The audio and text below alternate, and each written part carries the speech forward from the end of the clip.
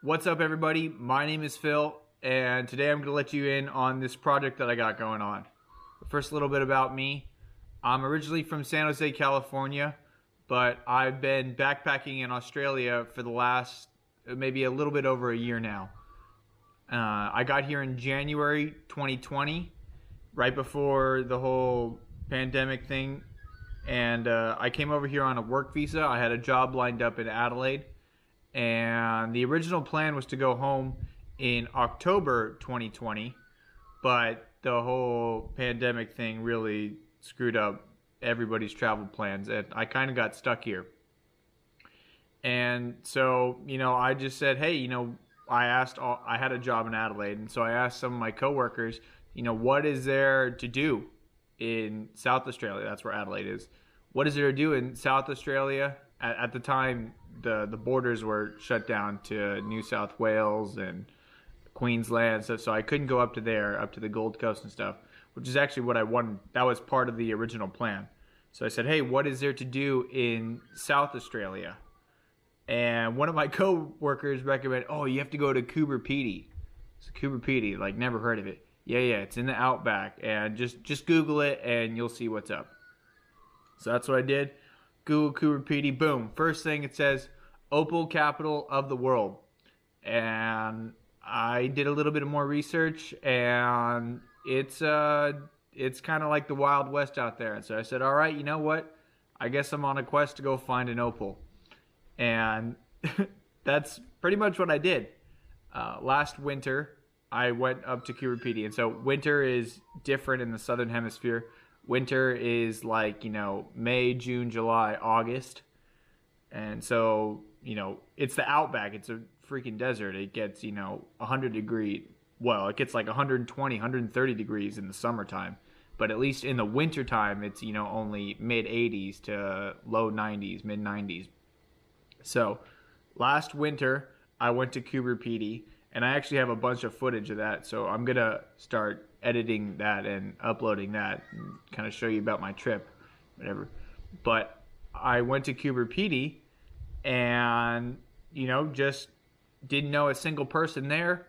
Just had a swag, which is a tent, and stayed at the caravan park and pitched my tent and said, hey, all right, I'm on an adventure, and let's see if I can meet some locals and see what I can make happen.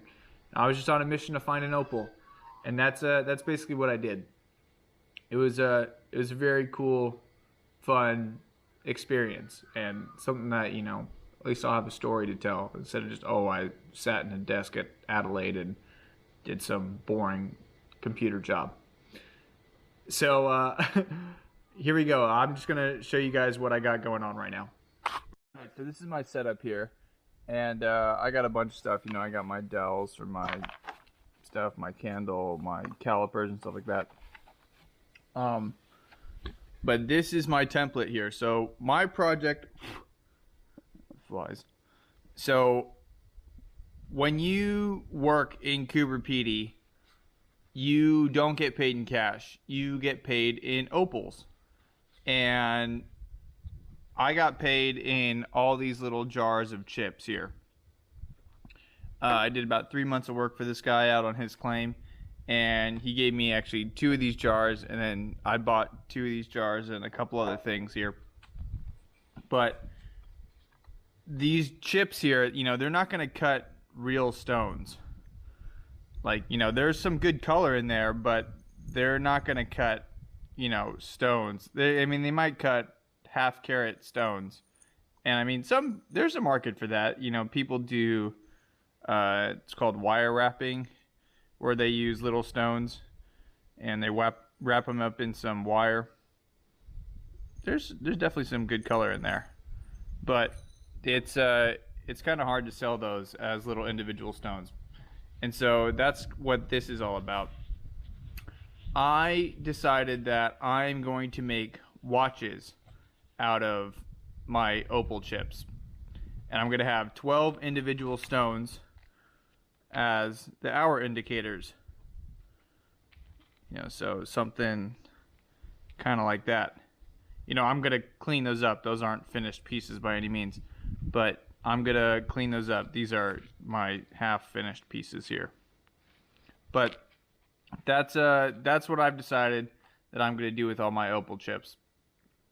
And so this is kind of my setup here, because I've talked to a couple of people, and this is not going to be any small task.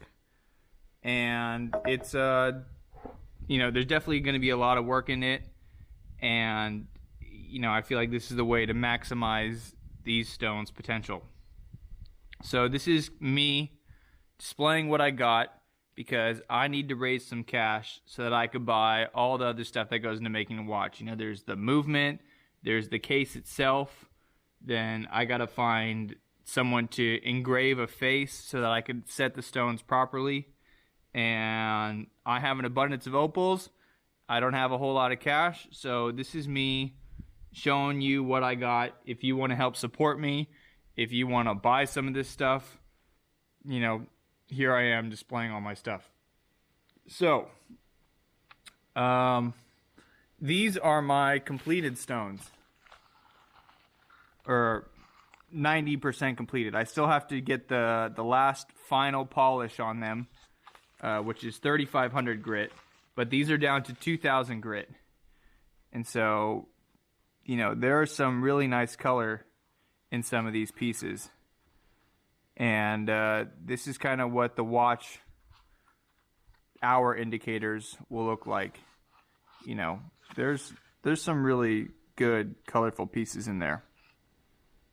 And so there will be 12 of these individual stones inlaid into a watch face. And that's my idea. It's really cool, I feel like, because every stone is totally unique.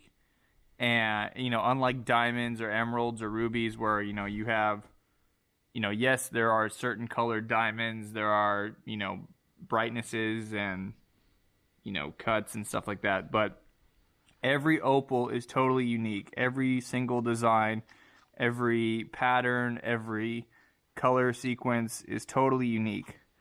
And so each one of these watches will be different than the next.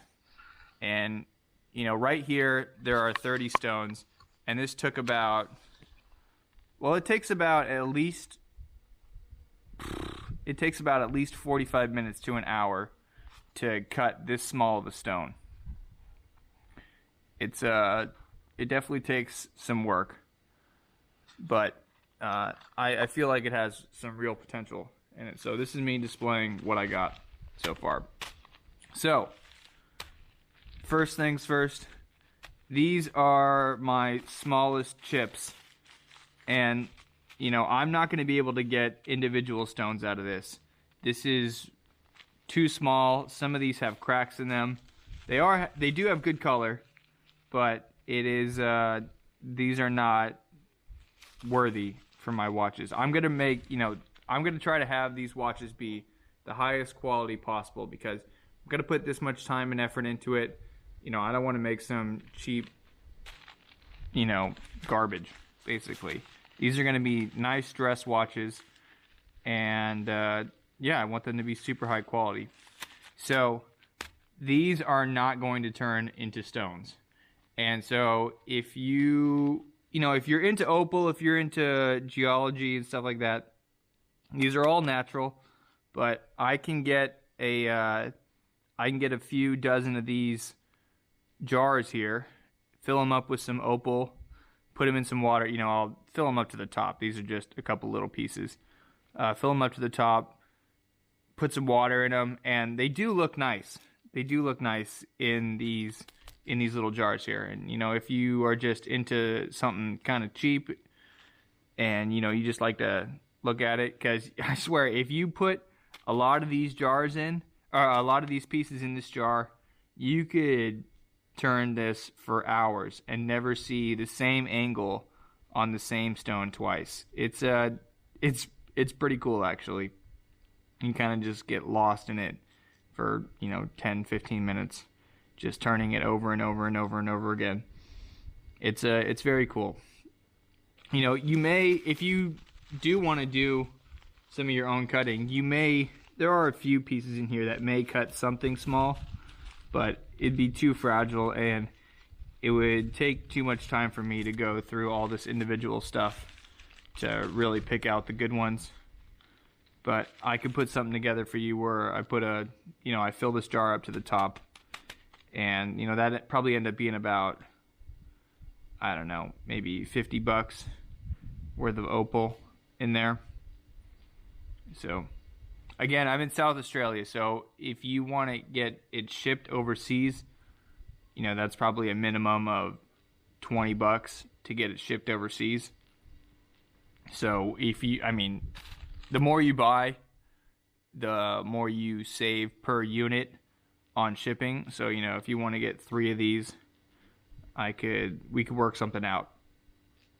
I'll put my number, my WhatsApp number, and my email in the description, so we can have a FaceTime and you can get exactly what you want, because every stone is unique. Every little stone is totally unique. So I want to make sure that you get what you want and that there's total transparency. So I'm not trying to scam anybody. I have a lot of work put into this. I've talked to a lot of people about it. I feel like I have a good setup and the correct people helping me out on this. So I feel this baggie here and this baggie here, they'll be good to put into little jars like this if that's what you're looking to get. So there's that. Now I could also fill up the jar with some of this stuff. These are a little bit bigger than these, and these you may get a couple of tiny stones out of. This is actually what some of the smaller pieces have come out of. And this is all fairly decent quality stuff. It's all out of Coober Pedy. It's all natural. None of this stuff is fake. You can see by the sand still connected to some of the stuff. So if you have a Dremel tool and you're into stones, you can polish some of your own stones yourself. And so we can come up with a price for those. These are my bigger chips with good color. These are also these have no cracks in them. I've looked through all of these pieces. I picked out these pieces individually. So these 4 baggies, I could put some of them in a jar. Depending on what kind of quality you want, what you want to do with it, we can make something work. All right. These are some of my bigger stones that I've roughed out so far. These are only down to, I believe, 280 grit, maybe 300 grit, something like that. I'm not exactly sure what the Dremel tools are, what grit the Dremel tools are. But these are some of the bigger stones that I have. Those come out of these jars. And, so I have an abundance of stuff here. And I'm looking to raise some funds. So, price to sell. We can go over individual stones if you want. You give me an idea of what you want. I'll put together a little display. You say, all right, I want this one, this one, this one. And, I want to make this work for you and work for me. Because I need to raise some cash to buy these movements, to buy these cases, to get the faces engraved so that I can set my stones properly. And, this is a good jar right here. This is, nice clean stuff for the most part. Obviously there are little pieces with bits of sand in them and stuff. But it is what it is. All natural. So cool. Like it's rainbows trapped in a rock. How cool is that? Unlike diamonds, every D diamond 1 carat looks the same. Yes, the cut is kind of, is it high quality cut? Is it low quality cut? But every single opal is totally unique. And I don't know, it's just amazing that these rainbow rocks are totally natural. And it takes a lot of effort. I spent 3 months in Coober Pedy. And it takes a lot of effort to pull some of this stuff out of the ground. you know, everything that, well, nowadays, in the old days, everything that there was no noodling, it's called. Noodling is when you go out and you sift through old piles of dirt from old mines, and you can find some of this stuff still that people have missed, because it's not like gold.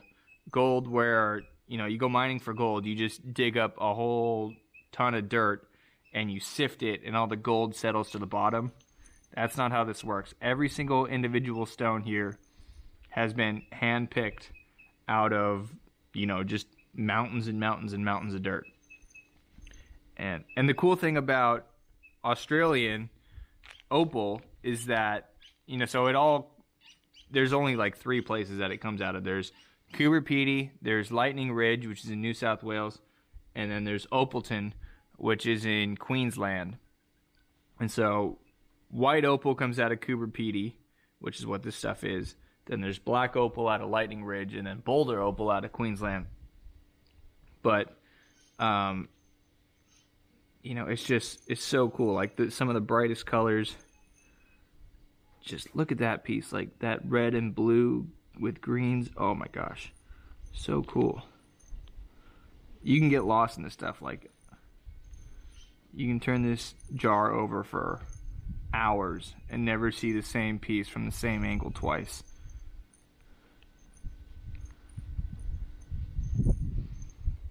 So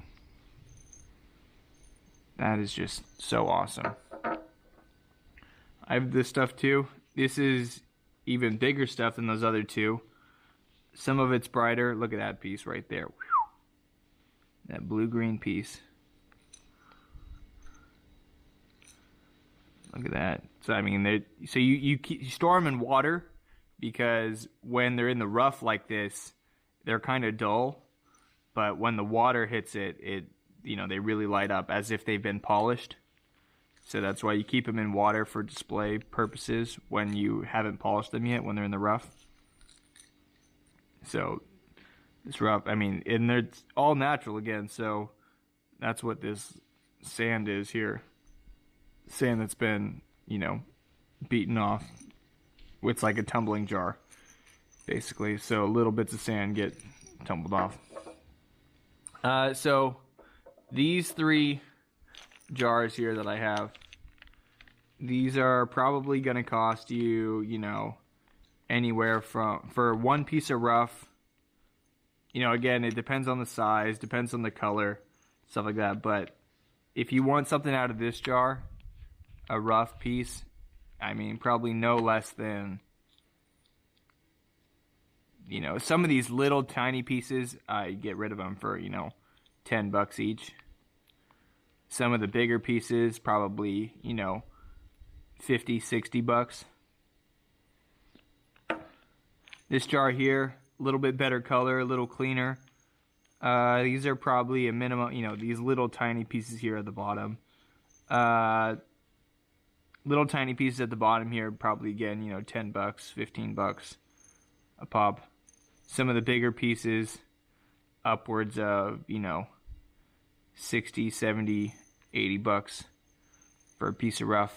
I don't know. I mean, again, if you want to buy bulk, then I'll cut you a deal. But I'm trying to price these things to sell, because I need the cash to buy these cases, to buy these movements. If you want a whole watch, it's, you know, these are not going to be cheap things. These are going to be dress watches. Super high quality. You know, again, those 30 stones took me about 30 hours. So it's about an hour a stone to really get it to a nice polish. You know, it's all hand cut. You know, see my fingers there? I kind of tore them up a little bit. But that's why I got some of these. That's why I got these dowels. You just put the stone on the end there, and you know, you rub it out. Nice rounded edge. So I'm going to do my best to keep these watches super high quality. So if a stone, you know, ends up being dull, then I just won't use it, because I want these to be top of the line stuff. Now that doesn't mean that every watch is going to be the top tier. So the range of the watch, of prices of the watch, you know, so the case itself, I've talked to some case manufacturers, and I've decided to go with this company Ickler out of Germany. And so the case itself comes out to be about $350 for a case. $350 Australian for a case. The movement itself is going to be about probably another $300, so there's $650. To get my face engraved so that I can properly set my stones, that's going to be about $30 per stone. So times 12, that's what, $360. So there's about $1,000 right there, just to get that stuff made. That's the case, the movement, and the watch itself. That's not including my time or the material of the stone itself. So all in, you know, I'm probably in about $1,600, $1,600 to get these watches made. And that's really not even including the time that I put into them. So if you want a whole watch, you know, the lower end, excuse me, the lower end watches, I'd probably get rid of them for, you know, $2,000, maybe $2,500, something like that.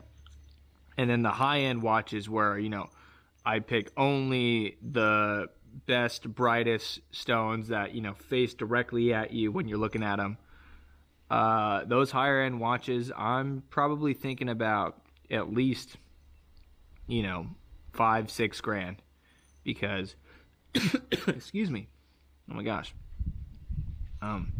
because again, these things are not, well, they're not cheap, they're not common, you know, they're super rare. This is all like, you know, Coober Pedy has, so Australia itself is responsible for like 90% of all opals in the whole world. And then Coober Pedy is responsible for like 80% of that 90%. And it's, you know, so you can think of it as common, but literally there's like, you know, less than 10 places in the whole world that produce these things. Versus diamonds, you know, diamonds go for, it depends on what cut and what clarity and stuff like that, but I mean, you could pay $16,000 for a 1 carat diamond. It's, you know, it's going to be flawless for sure, but you know, this is more rare, but, and I think they're cooler. Like, you know, every stone is unique. You have a whole array of colors, and it's just, you know, but I'm not going to charge you anything like $16,000. That's a little ridiculous. So I have 3 jars of fairly decent stuff. Then I have this jar here, which is, you know, definitely not as high a quality. They're bigger pieces. There is some good color in there. You could definitely cut a decent stone, well, a semi-decent stone. I actually did I picked one out and I roughed it out here. And this is kind of what it comes out to be. So there are some imperfections in there, but it's still, you know, it's still got color, a nice array of color in there. I'm gonna dip it in some water because it's only roughed out again, you know, it's not totally polished. So that's what a stone from this looks like. And I'd be willing to get rid of a stone in here for probably, you know, they're bigger, so there's no like little dinky pieces in here. But this range is going to be about, you know, 15 to probably $50-$60 for one of the bigger pieces. And again, you know, we'll get on a WhatsApp, FaceTime, so that you get exactly what you're looking for. First come, first serve. I'm not going to hold anything for anybody. And, you know, we can do payments via PayPal, and then I'll get it shipped out to you. But this is this is what you can expect out of pieces in here. This is obviously one of the smaller stones. Obviously one of the smaller stones out of here. So yeah, that's what that is. So I also have some pieces of potch in color. So opal forms, you know, God knows how long, who really, you know, can estimate this stuff. Who can really estimate this stuff? But opal formed when they theorized that the outback was underwater a long time ago. Australia was like 2 islands, and there was a sea in the middle. And then a long time ago, I guess it raised up and the sea lowered. And when the water seeped through the sand, it settled in the cracks of rocks. And it picked up sand or silica along the way. And when it settled in the cracks of rocks, and then, you know, it raised above ground, the water evaporated and it left the silica behind. And so silica on a molecular level is a bunch of little tiny spheres. And so color happens when all those spheres are relatively the same size and they're all in nice, neat planes. And so, you know, very rarely does that even happen in nature. You know, there's chaos all over the place. And so that's why color is so rare. So 90% of what you find out in Coober Pedy is going to be called potch. And potch is when all the spheres are different sizes and they're all jumbled up together and there's nothing really, you know, there's no order to it at all. And that's what you get, this gray blobby stuff here. But it's all the same material. And so there can be potch within your color, which is a bummer. So yeah, again, color happens when all the spheres are the same size and they're nice, neat planes. So there can be little blobs of potch within your color, which is a bummer. But then there can also be color within blobs of potch. So that's kind of what this stone represents here. Yes, there's a little, you know, sandstone still in there. And I may take this out if, you know, nobody wants this. But that's kind of what this stone represents. There's that little bar of blue that goes through the potch. And I thought that was pretty cool. Blue and green there. So hopefully you guys can see that. I don't know, that's kind of just like a display piece and like an explanation piece. I don't really think anybody would want that. I mean, if you do, you know, we can figure it out. But that's what that represents. And so I was saying how, you know, I hand cut these pieces. And so I do have a Dremel tool over there. But I literally just bought this knife sharpener. And, you know, so I get it a little bit wet. And I take my piece here. This is going to cut a ring stone. So I can show you a little bit here. But I get this piece a little bit wet. And then I just, you know, rough shape it out on this knife sharpener here. And that's how I get the rough edges. And then I got all, you know, all these sandpaper. And so I put it on a stick. And then I just, you know, get that nice rounded edge. That's what this placemat here is. You know, it has some give to it. So I get that nice rounded edge. And yeah, you know, I do all these pieces by hand. And, or, you know, at least the very minimum, I have a Dremel tool. And it's been quite the process. You know, I got my calipers here. I got my jeweler's loop here. Yeah, you know, got my candle, my wax. Alright, so this piece here, just to show you how serious I am about getting these watches made. I also have a case, but we'll get to that later. So this piece here, I talked to a bunch of jewelers, and they said they couldn't help me. And I talked to probably no less than 30 jewelers, and they said they couldn't help me. And then finally I started going to some key engravers, you know, where you get your house key engraved and it says home, stuff like that. So, And he recommended that I go to an industrial graver with a laser engraver that can get down to 0.01 millimeter precision, which is like super, super, super accurate. And so I gave him this sample, and I said, hey, can you show me what you guys can do with your engraver? And so that's what this is. So I gave him this sample here, and this is how I'm going to set my stones within the face itself. And so, see if I can get this to fit perfectly. So, you know, they've got all the little edges, all the little details. This stone is not perfect. You know, I went to them about a month ago before I started polishing stuff, just to see if it was possible, if I was going to be wasting my time or not. But this is the example. So what I have to do, I have to get the stones totally ready, totally polished, perfect, ready to go. I give them 12, and I say, hey, this one needs to be 1 o'clock, this one needs to be 2 o'clock, this one needs to be 3 o'clock, and here's the orientation. Because again, you know, planes are just a flat thing, so you know they can be this angle, this angle, this angle, that angle.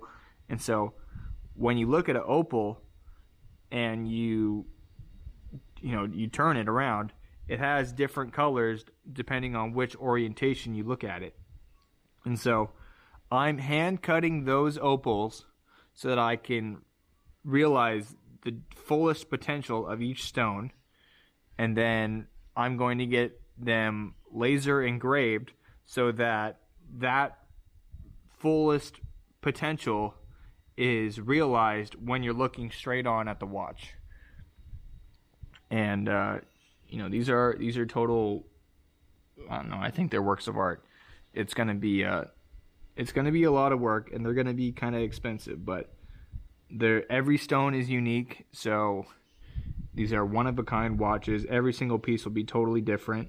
Every piece will have different stones, different colors. You know, and if you want to, so if you want a full watch, the range is going to be like $2,500 up to like, you know, $10,000 for like the top of the line primo stuff. And if you want a watch, you know, they're the full rainbow. The stones are full rainbow. So if you say, hey, you know, I want a red heavy watch, I want a blue heavy watch, I want a green heavy watch, you know, I can make that happen for you. But it's again, they're not going to be cheap. So that's what this represents here. This is my sample piece so that I can get the stone engraved. I'll get 12 individual stones engraved, and then the orientation will be correct. And the reason I need it engraved, you know, yes, I could just put some super glue on the back and just stick it on there and boom, call it done. But the reason I need it engraved is because when I put the epoxy or the super glue behind it, I don't want it to squish out even, you know, a little bit, because I feel like that will just ruin it and it'll make it look cheap. So that's why I need to get it engraved about 0.2, 0.4 millimeters thick, or at least 0.4 millimeters deep, so that when I do glue it down, it doesn't squish out the sides and make it look cheap. So that's what this sample represents. And if I get, so they didn't really understand what I was talking about. This is like a 2 millimeter hole. It's like a 1 millimeter hole. But that's what this 0.2 millimeter hole and 0.4 millimeter hole. And so this, I feel like the 0.2 is perfect, so I can get just a little bit depth into it so that the glue doesn't squish out. But that's what that represents there. These are the pieces I'm currently working on. These have just been roughed out, so I still need to sand these down to, you know, 6, 8, 1200. Then I got my Dremel tool, which will take it down to 2000. And I'm going to get some cerium oxide from the jewelry store next week. And that's kind of expensive stuff, but that'll take it down to 3500 grit. And that is super, like, that's at 3500, it basically looks like a glass finish. And that's the final step, 3500 grit. So then once I get 12 of those pieces and I decide on the orientation. Where's my little sample here? So I'll set it up with the orientation, and then I'll basically tape it down so that they all stay in place. I'll deliver that to the engraver. I'll say, hey, can you make me a watch face with this kind of engraving into it?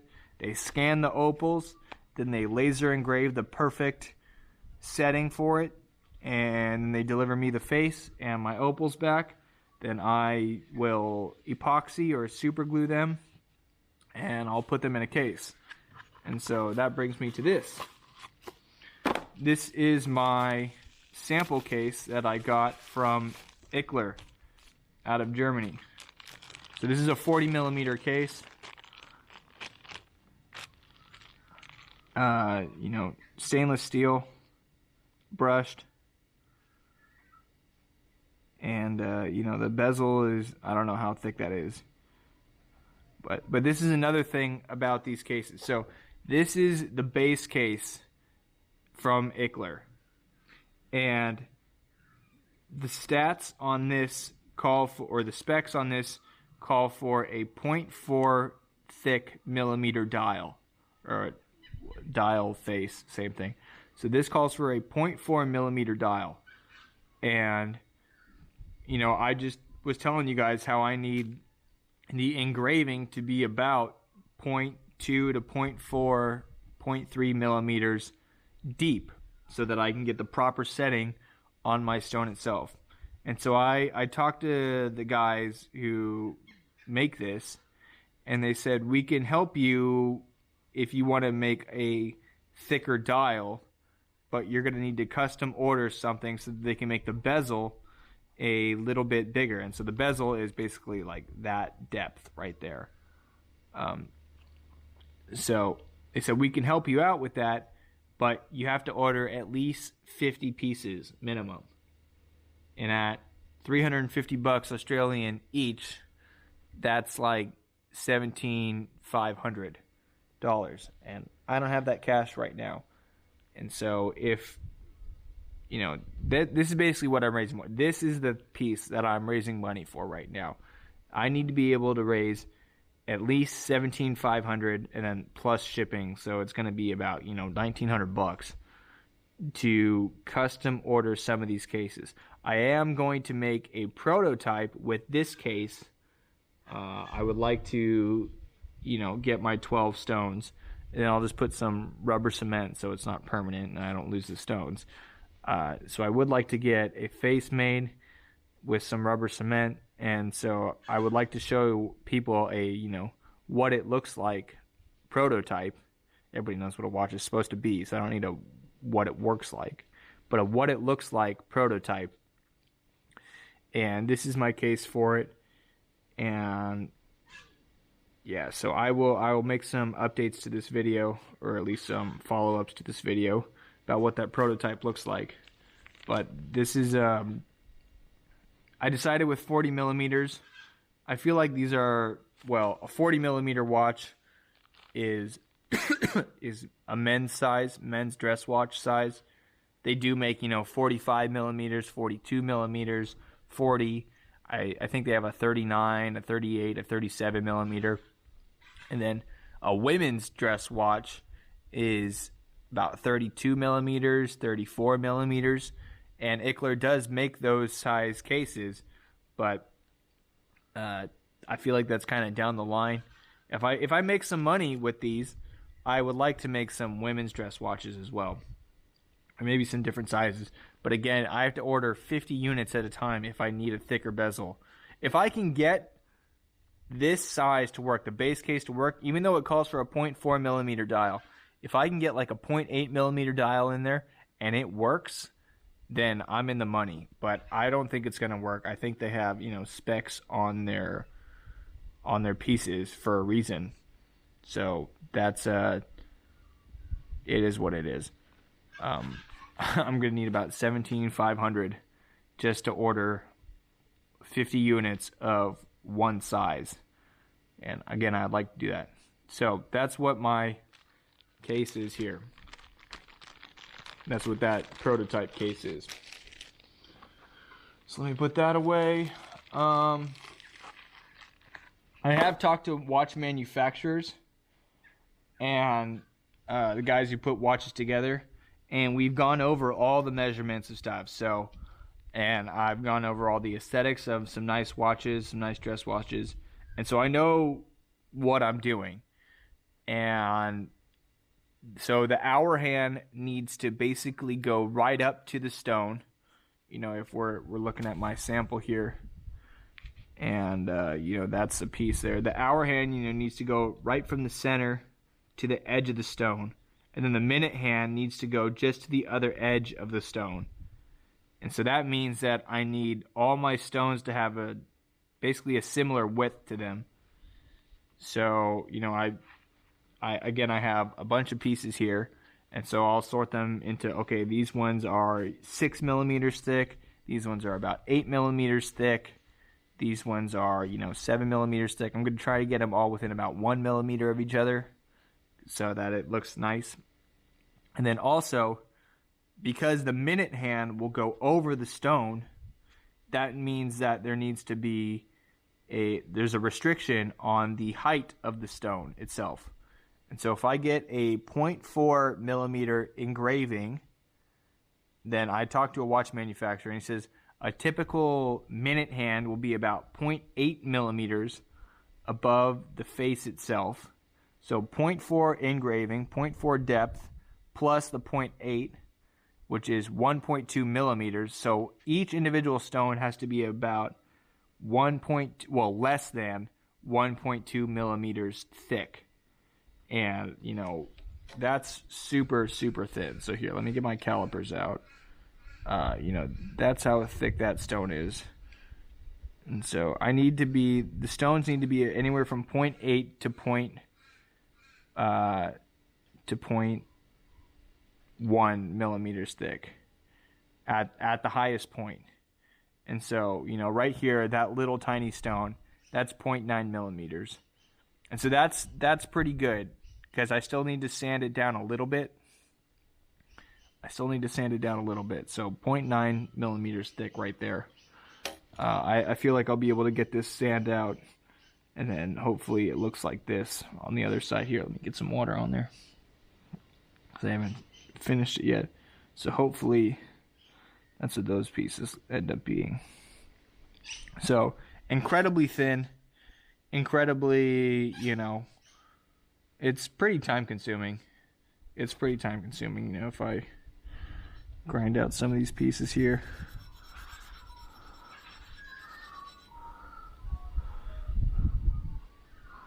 Yeah, look at that piece. That's a good piece right there. Full rainbow. Not really a lot of dead spots in it.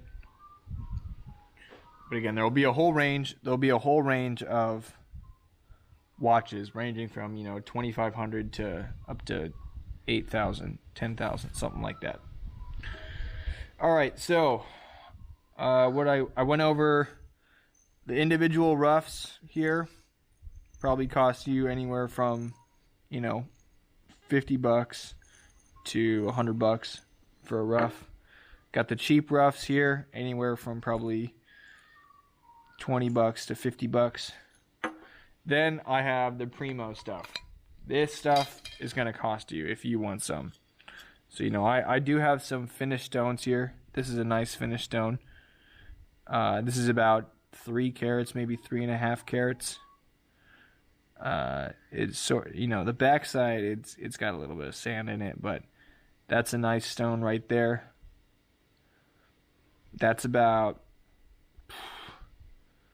I mean, this is a finished product, so this is probably, no joke, like $100 a carat. So that's like a $300 stone right there.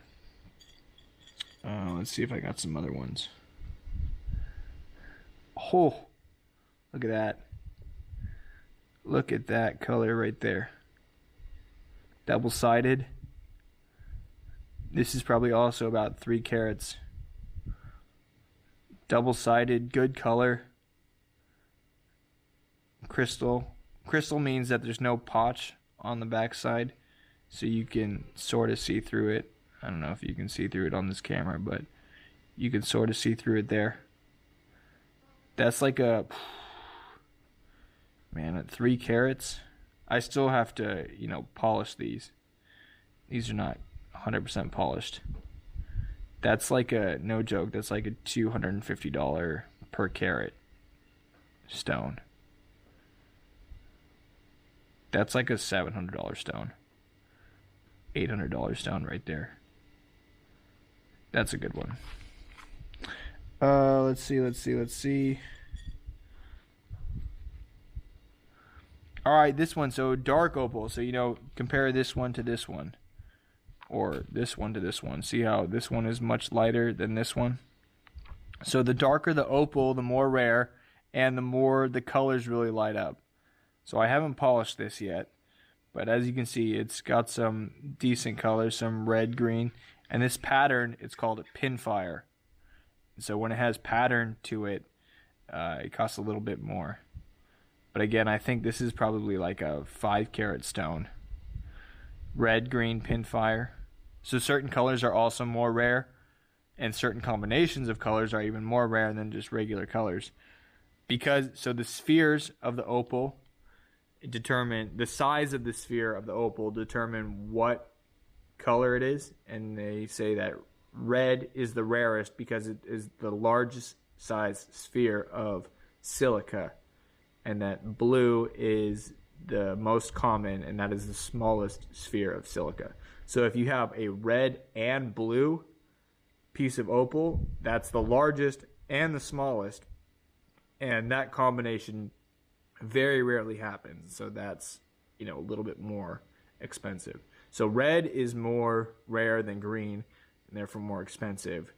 But a combination of red and green is a little bit more expensive than just plain red. So that's like a 5 carat stone with a dark background. So dark background is more rare than a light background, and a dark background really brings out the color more. So it's a little bit more expensive than that. So 5 carats, but it's not super bright. If this was super bright, you know, we're talking probably $400 a carat there. But it's not super bright, and so I'd get rid of that for maybe, you know, $150 a carat. Again, this is not polished yet. I just kind of roughed this out. So this is about a $150 per carat times 4, maybe 5 carats. That's like a $600-700 stone right there. So there's that one. I know there was a big one in here. Let's see if I can find. Here it is. So look at this piece of rough. Wow, that is killer. Oh my God. It's a rainbow trapped in a rock. How cool is that? I really hope this camera does it justice. Opals are notoriously hard to take good pictures of, but I really hope that that does it justice, because that is just, that's very bright. That is super. I mean, it's a piece of crystal, which means that you can see through it. Wow, that is cool. So, you know, you can take that to a professional jeweler, get it cut, free-formed. You can cut it yourself if you have a Dremel tool. But man, that is sick. That's like a, so obviously when you cut it, it's worth more because you put time and effort into that, and you've taken the risk out of it for sure. So in the rough, they're a little bit cheaper. That's probably no joke. Like well, if you bought that at a jewelry store, they'd be charging about $400, $500 for that piece of rough. But I will get rid of it for maybe $150, $200, something like that, because I need some cash right now, and these are priced to sell. So that's a killer piece. I don't know how much that weighs. I do have a scale. If you jump on a WhatsApp call, we can always check out the scale. All right, here we go. Here's a good piece that I roughed out. Look at that piece. I do know that this is 8 carats, just a little bit over 8 carats. It's not perfect. There are some internal sand spots in it. And it's a piece of crystal, blue-green crystal opal. But when it gets above about 5 carats, that's when it gets a little bit pricier per carat, just because a big piece is so rare. But look at that nice high dome right there. Good color all around. 8 carats. This is probably a, that's like $80 a carat right there. So times 8, that's like a $600, $650, $700 stone right there. So, but yeah, no, I have a whole jar of this super high quality stuff. Most of it's still in the rough. I have done a couple of pieces. But look at that. Oh my gosh. You can see, I mean, there's that sand spot that goes through. But maybe if you cut it in half, you take it to a professional jeweler, who cuts it in half for you, you get, that top stone, that top triangle stone, and that bottom triangle stone. Good stuff there. Look at that color. That'll cut a nice, oval sphere kind of thing. Super bright color, all angles. That's like a 5 brightness. So opals go on a scale of 1 to 5 brightness. And to be a 5, it has to be bright from all angles. You can't just be that one side that's like bam. And then the other sides are kind of lame. To be a 5, it has to be bright from all angles. There you go. There's a piece of rough with some darker potch on the back. I'll cut a little thin stone there. Good color there. Wow. Some of the angles are just so bright. Other angles not so much. So that's probably like a 3.5 or 4 brightness.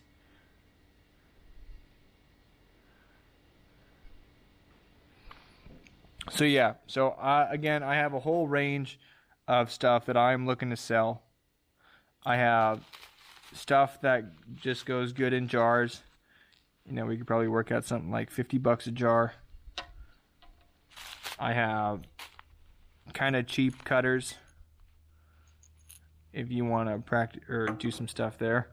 I have some decent cutters here if you're looking to make a little stone, a little serious stone. Here's some more stuff.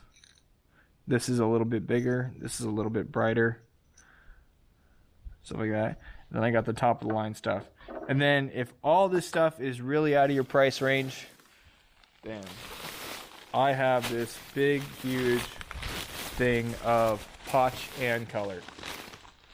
So I was telling you how sometimes you get little pockets of color in your potch, and sometimes you get little pockets of potch in your color. Well, this stuff is mostly potch and little flecks of color. And so, you're not going to get a stone out of this. I can tell you that right now. But if you're kind of just into geology and stones and crystals and energy and stuff like that, this is just, I cannot use this. So I'd be more than happy to get rid of this. Definitely price to sell, this handful here, $10 for a whole handful of stuff, and there's some stuff in there, like, you see that green right there, it's not all potch, it's not all garbage, but these are not gonna cut any. Oh, like, look at that piece. See, there's a decent piece of color in that potch. It's not, it's not gonna cut anything. Actually, you know what? That's a good piece right there. There you go. So I'll give you a handful of that stuff. I don't have enough time to go, like, I literally have, I have 6 pounds of this stuff. So I'm not going to go over every single piece of potch with you. If you just want a handful of potch with another order, I'll just throw a random handful in there. But I'm not going to go over individual pieces of potch because I have too much of that stuff, and we'll be there literally all day trying to find you the best pieces of potch, and I'm just not going to do that because I got other stuff to do. But yeah, look at that. That little bar of color on the top there. If you just want to practice some of that with your Dremel tool before if you order a good piece out of here or a good piece out of that other, stuff, maybe you order a handful of pots as well so that you can kind of practice and you can see, what you're doing. You can look for all the flaws. A lot of this stuff has cracks in it, but that doesn't mean that you won't be able to get anything out of it. There's definitely, little pieces of color in pretty much all these pieces. So that's what I got. That's my project. If you'd like to support me, I will leave my email and my WhatsApp phone number in the description below. I'm going to start a GoFundMe thing. Please don't donate to the GoFundMe because I know they take a fairly large cut, and they have base levels of, if you give me $50, I'll give you a t-shirt. If you give me $100, I'll give you whatever. And, again, every opal is totally unique. And so I don't want to just say, I will give you an opal, and then you don't get what you expect. So we'll have a FaceTime via WhatsApp, and we will figure out what you want, and we'll figure out what I need for that, and we will make it happen. Let's see if there's anything else I really have to show you. There's a piece here that just kind of shows you what big chunks of color end up being. Yes, good color, but eaten by sand. So, that's probably 80% of all the good color that you're going to find gets eaten by sand. So that's why some of these pieces are super, they're fairly expensive. This is going to cost you, again, this is like an $800 stone. Something like that, because it is nice and clean. Well, it's mostly clean, but it's cleaner than that for sure. So I just, I'm more than happy to have a little discussion via WhatsApp, tell you more about it. But this is just my video explaining what I'm doing, explaining the situation that I'm in. So yeah, please hit me up if you are interested in this kind of thing. Thank you. Take care.